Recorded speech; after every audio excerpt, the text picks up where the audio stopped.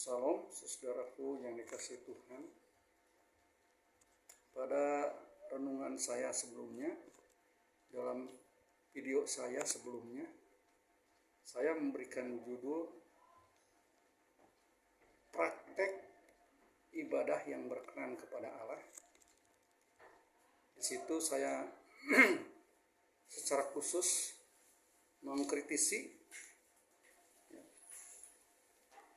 cara penyembahan yang sekarang memang menjadi fenomenal, bahkan bisa dikatakan sampai generasi selanjutnya pun begitu ya, karena ini luar biasa ya. Banyak orang Kristen yang ibadahnya benar juga, cara penyembahannya benar ya,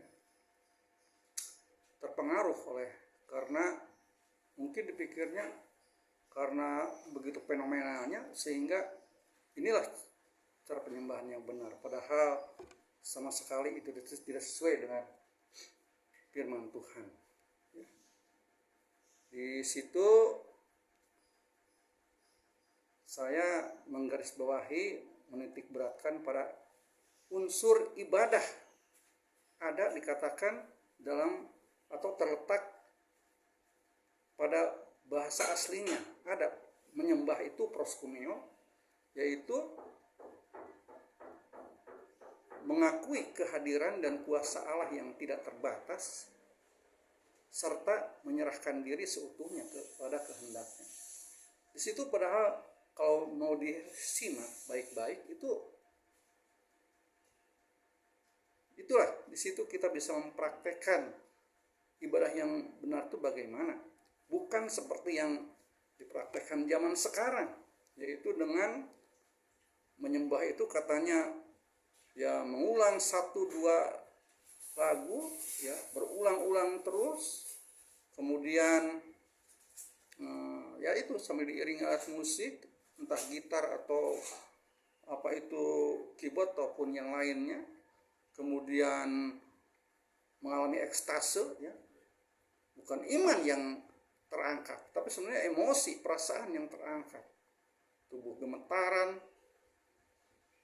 kemudian katanya berbahasa roh tertawa lah, menjerit, tumbang dalam roh dan lain-lain. Dan di situ juga kalau saya lihat seringkali itu di dalam cara penyembahan seperti itu ya, di saat mereka ini yang praktekkan cara penyembahan demikian, itu suka ada tiba-tiba ada orang yang bernubuat, ada yang katanya mendapat penglihatan ya kan, dan lain-lain seperti itu. Ini sangat menyedihkan, sangat memprihatinkan ya. Dari kata menyembah tadi dalam bahasa aslinya proskuneo itu menjadi unsur yang hakiki, hal yang mendasar dalam bagaimana kita beribadah ya. Ketika kita masuk dalam ibadah, kita memuji Tuhan dengan kesungguhan hati, kemudian kita hayati isi lagu itu, apa kita tangkap pesan Allah, kehendak Allah untuk kita yang harus kita lakukan itu sebenarnya dalam kehidupan kita sehari ya. Ada yang mengatakan, seorang hamba Tuhan, bahwa pujian lagu rohani itu sebenarnya khotbah yang dinyanyikan. Itu dia begitu, tidak perlu diulang-ulang lagu itu ya.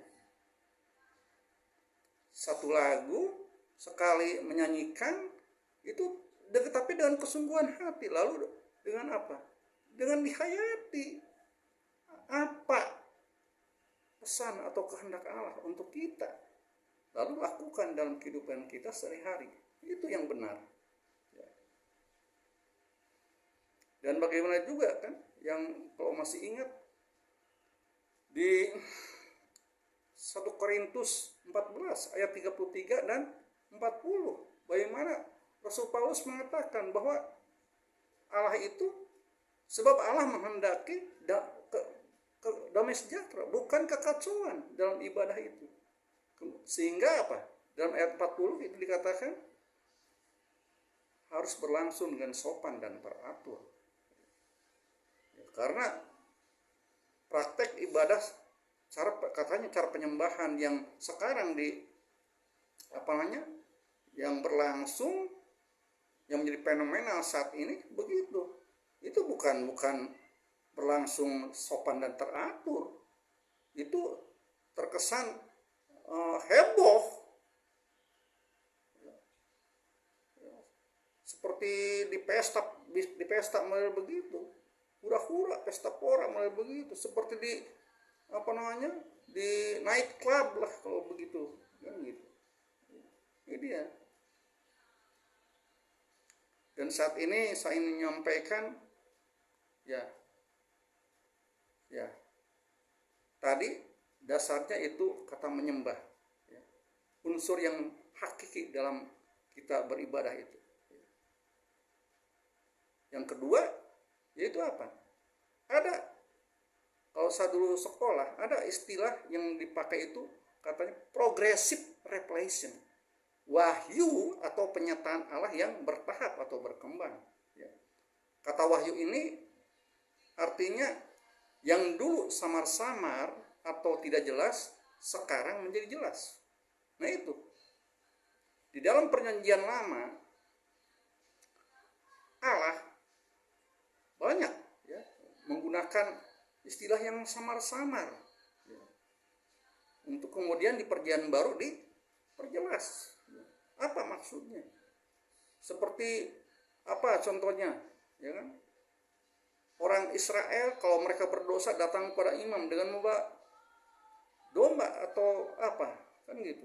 Nah, di dalam perjanjian baru Yesuslah anak domba Allah, seperti kata siapa itu? Kata Yohanes Pembaptis, lihatlah anak domba Allah yang menghapus dosa dunia. Dan begitu. Ya. Dan dalam kaitan konteks yang dalam ibadah ini, saya ingin melokalisir, ingin memberikan spesifikasi. Ya. Di dalam perjanjian lama ada memang tokoh-tokoh Alkitab, ya. Ya. Seperti Harun punya jubah, ada Urim dan Tumim. Di situ orang Israel bisa tahu kehendak Allah. Ya, ada kemudian mimpi, seperti mimpi Daniel, mimpi Yusuf, ya kan? Terus ada lagi apa? Ya kan? Ada yang dapat mimpi, penglihatan. Dan di perjanjian baru pun ada, kan gitu. Ada bahasa roh, ada apa lagi, kan gitu. Semuanya itu dipakai Allah untuk menyatakan kehendaknya bagi kita. Pesannya apa untuk kita? Itu yang harus kita ketahui. Dan sekarang digenapi dengan adanya Alkitab ini. Alkitab ini sudah dikanonisasi dari Kejadian sampai Wahyu, sudah lengkap. Tidak lebih, tidak kurang. Inilah kehendak Allah buat kita. Ya. Seperti dikatakan pemazmur Daud, ya. Mazmur 119 ayat 105. Firman-Mu adalah pelita bagi kakiku dan terang bagi jalan hidup kita. Ini semua yang ada dalam firman Tuhan, ya, itu bisa dikatakan seperti mimpi, seperti penglihatan, seperti nubuat, atau apa itu kemudian katanya bahasa roh. Itu bersifat apa? Bersifat sementara, pada saat itu saja. Ya. Ya. Itu kehendak Allah buat mereka pada zaman itu.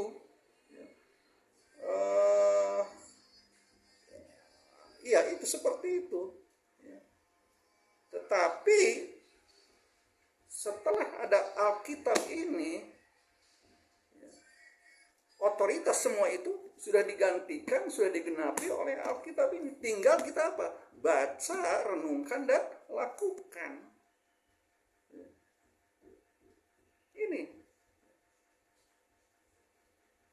Ini pesan Allah. Kalau kita mau mencari pesan Allah, kehendak Allah, ini semua ada tercatat dalam Alkitab. Jangan kita mencari di tempat lain atau siapapun juga. Bahkan katanya pendeta apapun yang sudah masuk, sudah di TV, di KKR itu banyak mengadakan KKR dan lain-lain itu. Jangan langsung percaya. Alkitab ada firman Allah yang ineransi katanya, tidak ada kekeliruan dan tidak ada impolibilitas, tidak ada kesalahan di dalamnya. Menurut teks aslinya, naskah aslinya memang. Kalau ini terjemahan, kadang ada kesalahan dalam terjemahan, wajar, tapi intinya isi pokoknya tetap adalah firman Allah, tidak pernah berubah. Dari mulai para rasul, para nabi menulis sampai sekarang itu tetap asli naskah beritanya firman Allah. Itulah yang disebutkan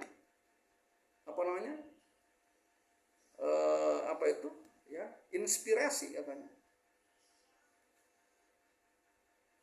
Di 2 Timotius 3 ayat 16. Segala tulisan yang diilhamkan Allah, inspirasi, memang bermanfaat untuk mengajar, untuk menyatakan kesalahan, untuk memperbaiki kelakuan, dan untuk mendidik orang dalam kebenaran. Ini dia. Cukup dengan ini saja. Tidak harus kita mencari kehendak Allah di tempat-tempat yang lain. Ini tinggal kita baca, renungkan ini kita hayati isinya, kita tangkap isinya apa, ya kan? Ya. Ada istilahnya meditasi katanya begitu. Setelah kita tahu artinya, terus kita maknai dalam kehidupan kita, lakukan dalam kehidupan kita. Itu. Karena itu memang maunya Tuhan. Firman Tuhan itu bukan hanya sebatas di otak saja, pengetahuan kita, tapi dilakukan dalam kehidupan kita supaya iman kita katanya berakar, bertumbuh, dan berbuah. Itu dia. Jadi ada tambahan lagi ya. Praktek ibadah yang saat ini fenomenal ya. Yang praise and worship itu katanya, ya kan?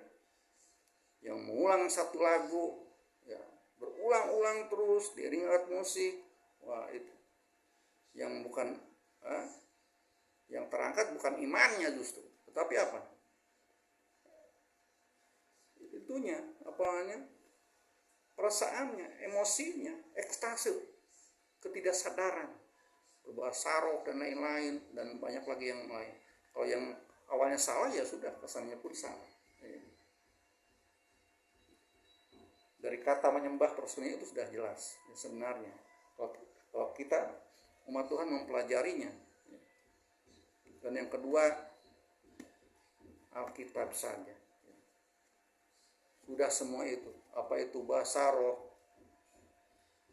nubuat, mimpi, penglihatan dan yang tulis dalam Alkitab itu bersifat sementara, hanya untuk orang-orang pada zaman itu. Dan sekarang sudah digenapi dalam Alkitab ini.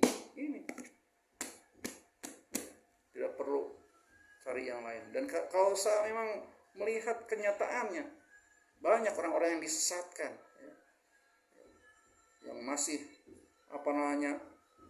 menggemak-gemakkan, menonjolkan mimpi itu ya. Saya pernah ya, bagaimana dulu ada mengapin Subea itu di kemah nabinya itu katanya gitu, di Balai Endah seperti itu,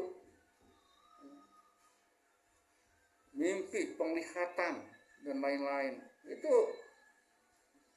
dan sejenisnya itu membawa pada kesesatan, kekacauan. Ya.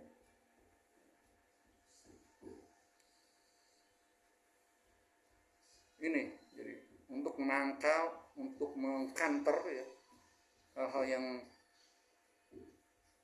demikian ya. Fenomena-fenomena belum tentu sesuai dengan firman Tuhan ya. Bahkan bertentangan dan firman Tuhan ya.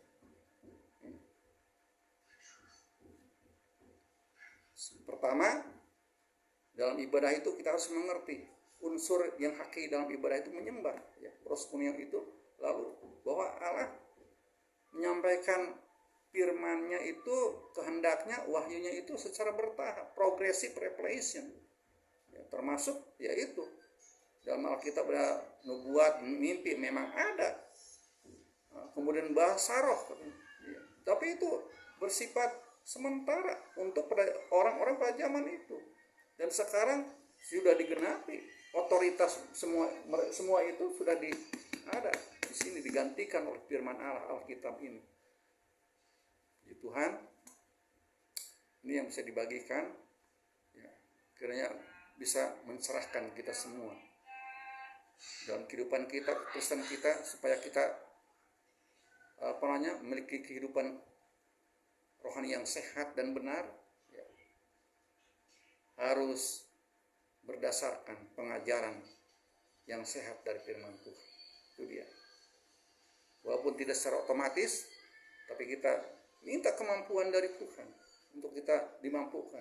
Setelah kita mengerti yang benarnya bagaimana dari firman Tuhan, ajaran-ajaran yang benar bagaimana, yang sehat bagaimana, kita minta berikan Tuhan kemampuan kepada kita untuk melakukannya, sehingga kita hidup kehidupan kita bukannya dewasa, tapi kehidupan rohani pun benar dan sehat. Tuhan berkati. Amin.